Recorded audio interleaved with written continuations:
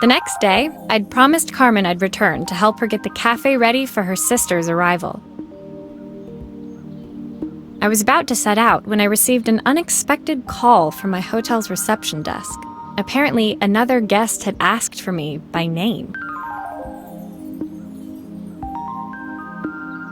Curious, I took the creaking elevator up to the top floor and made my way to the room number they'd given. I knocked. Are you here about the camera? It's about time.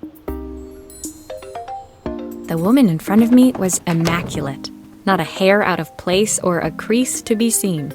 My sister tells me you know how to fix things. I'd usually go to an expert, of course, but in this town... So this was Carmen's sister? The two of them couldn't have been more different. Inside her room, I saw a beautiful reflex camera, any professional photographer's dream. The viewfinder is completely dark. I can't see anything through it at all. I assume you can figure out what's wrong?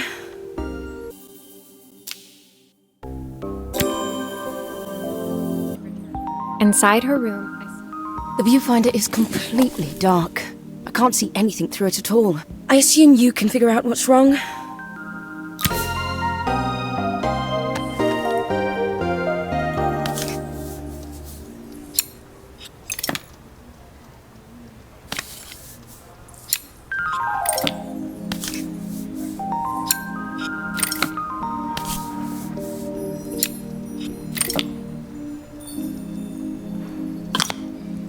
I don't suppose you've fixed anything this valuable before.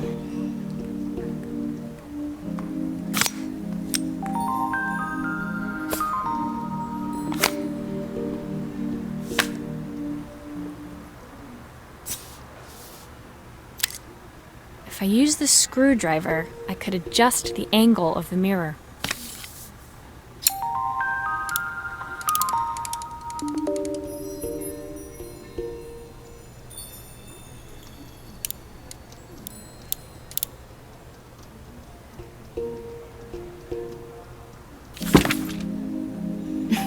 You need the manual.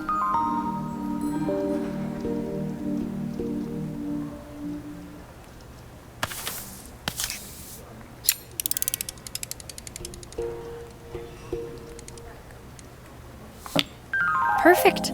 Now the viewfinder should be working.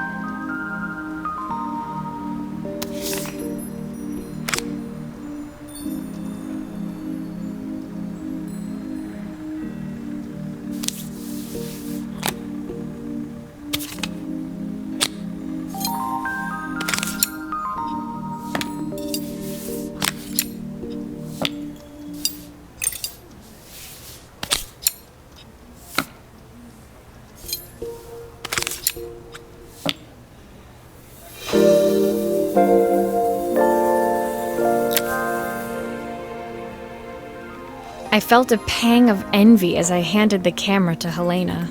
I put my disposable to shame. I picked it up on my first trip to Paris. It's a 1958 limited edition, the first of its kind. It cost me 3 months' salary, but it was worth it. I had no idea what 3 months' salary meant to Helena, but I was pretty sure it was more than I could afford.